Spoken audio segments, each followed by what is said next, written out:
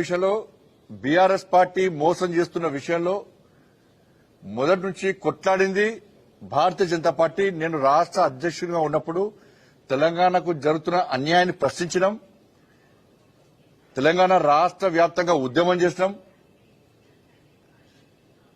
Covid పక్కబట్టి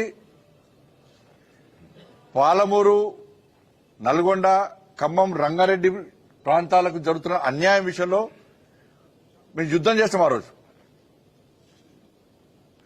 Congress party లేనే లేదు, feeling Congress party లేదు. నా రేవంత్ రెడ్డి గారు లేరు, నా ఉత్తమ్ కుమార్ రెడ్డి గారు లేరు. ఏ రోజు వీళ్ళు ప్రశ్నించలే, ఏ రోజు ఒక లేఖ రాలే, ఏ రోజు ఒక ఉద్యమం కూడా చేయలే కాంగ్రెస్ పార్టీ. ఆ రోజు ఉద్యమం చేసాడు చూపట్టమని సవాల్ చేస్తున్నా.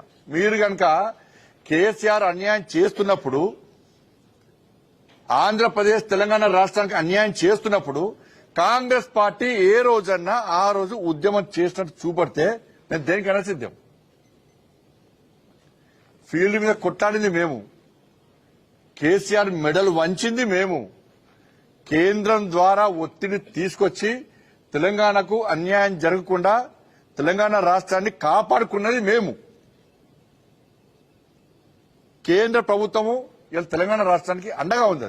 రెండు రాష్ట్రాల మధ్యలో భేదాభిప్రాయాలు ఉండొద్దు, విభేదాలు ఉండొద్దు, సమన్వయంతోని సామరస్యపూర్వకంగా న్యాయం జరుపుకునే విధంగా ఉండాలని చెప్పి కేంద్రము ఆ రోజు స్పందించి తెలంగాణ రాష్ట్రానికి అన్యాయం జరగకుండా చూసింది కేంద్ర ప్రభుత్వం, మోడీ గారి ప్రభుత్వం. ఆ రోజు జలశక్తి మినిస్టర్ గజేంద్ర షెకావత్ గారు. ఇది వాస్తవం. ఈ రోజు అసెంబ్లీ పెట్టుకుని కేసీఆర్ అన్యాయం చేసి అన్యాయం చేస్తే కొట్టాలి మీద. ముఖ్యమంత్రి గారు రేవంత్ రెడ్డి ఏరున్నారు, ఉత్తమ్ కుమార్ రెడ్డి గారు ఏరున్నారు. మీ పార్టీ లేదప్పుడు దుబ్బాకల్లో డిపాజిట్ రాలే మీకు.